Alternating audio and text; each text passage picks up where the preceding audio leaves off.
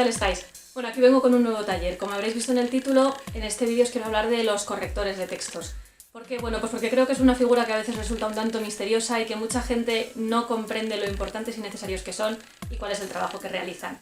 Para poneros en situación os voy a dar los dos polos que yo he observado. Uno es, da igual, puedo escribir como me dé la gana, puedo poner todas las faltas de ortografía que yo quiera, no tengo que fijarme en la puntuación, en que nada esté bien, porque eso ya lo arreglará el corrector. Bueno, pues esta gente está equivocada, ¿vale? El corrector no está para arreglar absolutamente todo y que el autor escriba a capricho sin ningún tipo de reflexión y sin pensar en lo que está haciendo. En el lado contrario está la gente que piensa que basta con pasar el corrector del Word o del procesador de textos que tengáis. Seguramente si lo habéis visto esto sabéis que los dos están equivocados. Yo soy correctora de textos titulada, ya sabéis que si alguna vez necesitáis un corrector podéis contar conmigo, y quiero transmitiros además la idea de que cualquier texto que nos resulte importante debería pasar por un corrector. No solo un libro, que por supuesto un libro debe pasar por varias correcciones, sino imaginaos por ejemplo vuestra página web, un documento que sea importante para vosotros por X motivos, o que estáis preparando vuestra tesis doctoral para presentarla. Todos estos documentos yo os recomendaría que pasasen por un corrector. Pero bueno, os voy a explicar un poco más adelante, vamos ya a ver en qué consiste el vídeo. Punto 1. Definición de corrector. Punto 2. ¿Por qué es necesario? Punto 3. Diferentes tipos de corrección. Punto 4. ¿Por qué no basta con pasar el corrector de Word? Punto 5. ¿Quién necesita los servicios de los correctores? Y punto 6. ¿Cómo contratar un corrector?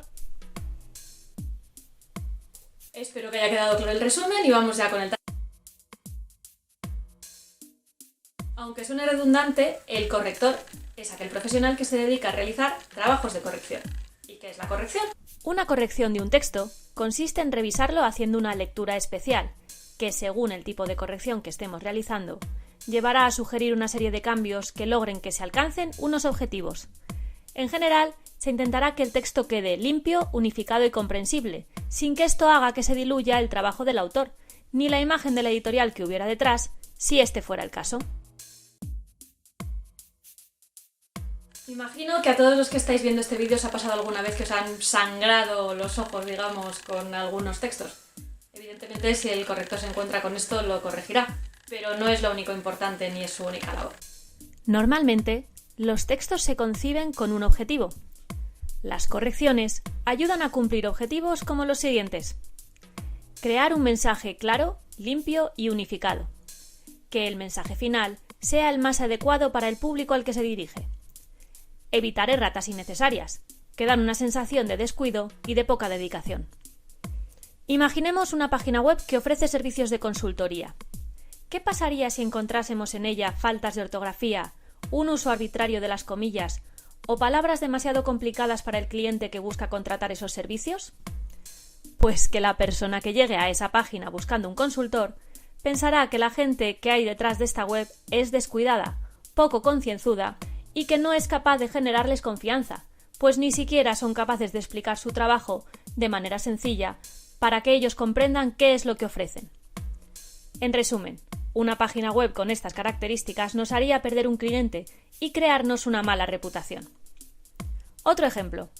Imaginad una obra literaria que no estuviera corregida con mucho esfuerzo. Esto podría hacer pensar que la editorial no se esfuerza en que sus obras tengan un acabado de calidad. Incluso podría llegar a generar la sensación de que no es una empresa de fiar. Seguramente penséis que con leer y releer es suficiente, pero la realidad es que al leer un texto propio es mucho más difícil dejarlo limpio. Además, como ya os he indicado anteriormente, el corrector realiza una lectura profesional y se fija en detalles que para el autor de la obra normalmente pasarían desapercibidos. Por ejemplo, si una parte del texto está en negrita, ¿deben ir los signos de puntuación también en negrita? ¿Llevan punto los títulos?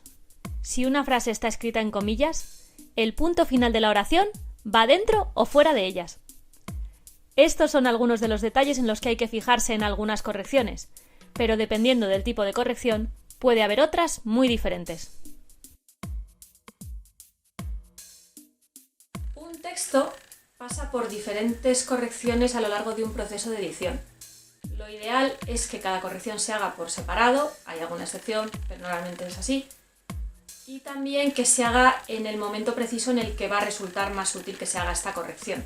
A continuación os voy a hablar de los tipos de corrección más habituales o más conocidos.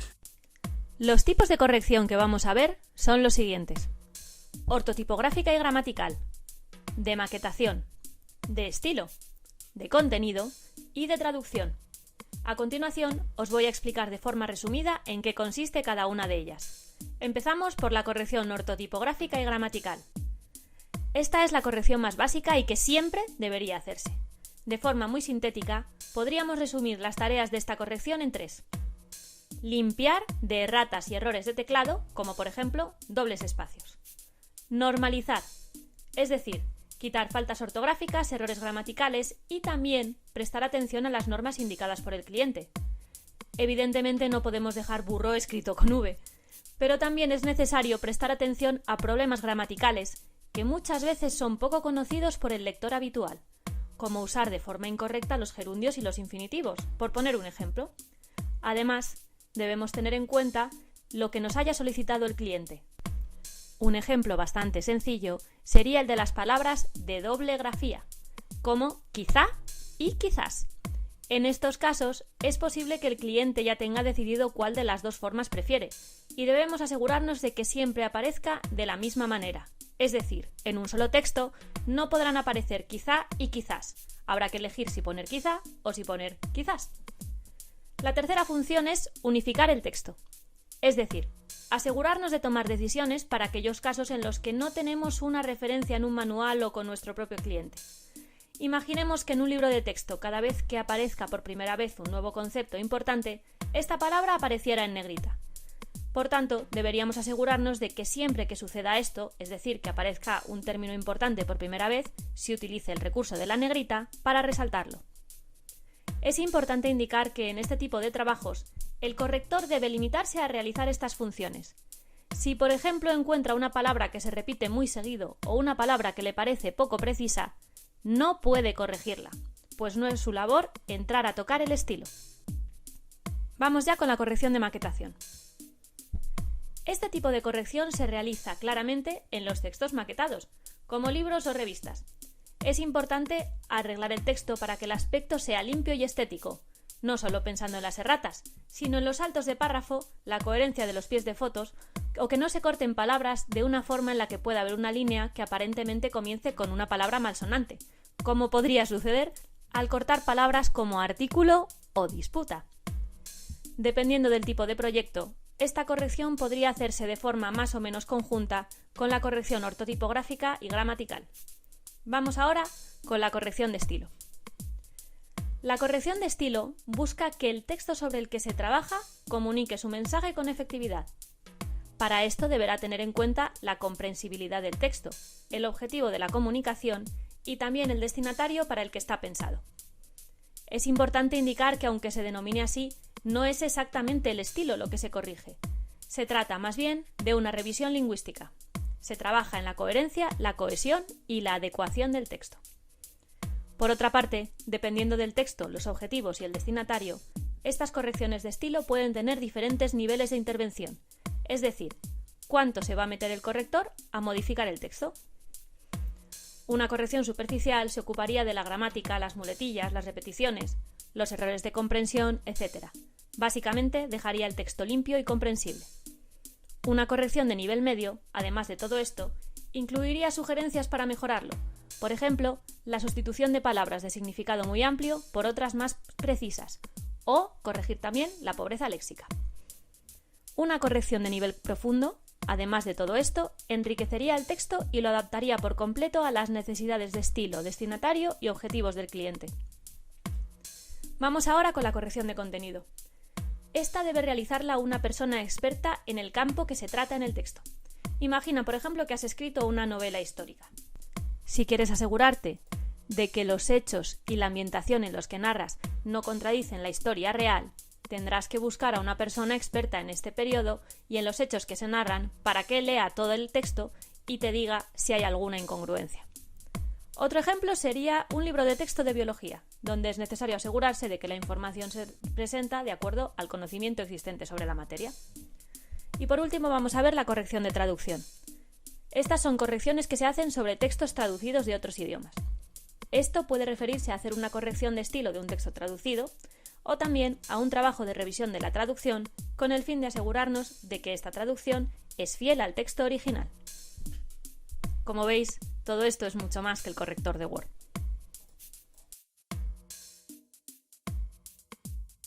Hay algunas personas que piensan que con pasar el corrector de Word es suficiente, pero me imagino que si habéis echado un vistacillo y habéis revisado, seguramente os habéis encontrado con algunas sugerencias cuando menos incoherentes, por no decir disparatadas desde nuestra lógica humana, y que os podéis hacer una idea de por qué quiero deciros que el corrector de Word no es ni mucho menos suficiente para que un texto quede bien y quede limpio.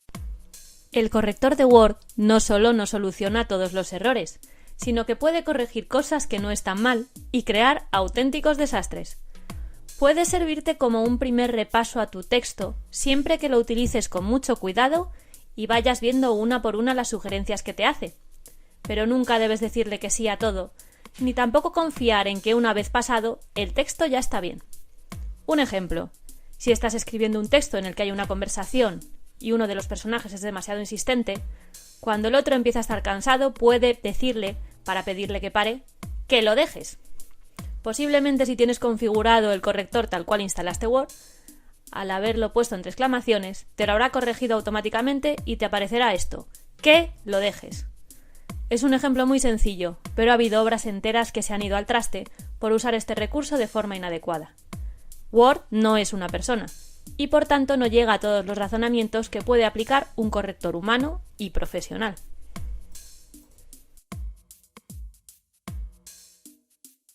Si tienes un texto que es importante para ti, es una muy buena idea buscar la ayuda de un corrector profesional.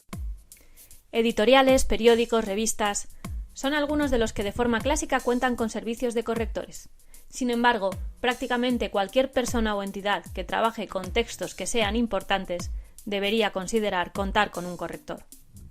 Por ejemplo, en el caso de negocios o asociaciones, para corregir un informe interno o que va a ser publicado, como los informes anuales o los de sostenibilidad que emiten muchas empresas, un comunicado de un alto cargo, la información disponible en la página web, en una tienda online, o los folletos con que cuenten, necesitan pasar por una corrección ortotipográfica y gramatical. Por supuesto, los textos legales también se corrigen. Otra función interesante sería la de divulgar información complicada de forma que sea accesible al público general. Para esto sería necesario un corrector de estilo. En cuanto a los particulares, también puede ser interesante para ellos asegurarse de que algunos textos están limpios y corregidos. Una novela que deseas autopublicar o presentar a un editor, o la tesis doctoral en la que has invertido tanto esfuerzo. Son buenos ejemplos de textos a los que les vendría bien pasar, al menos, por la corrección ortotipográfica y gramatical.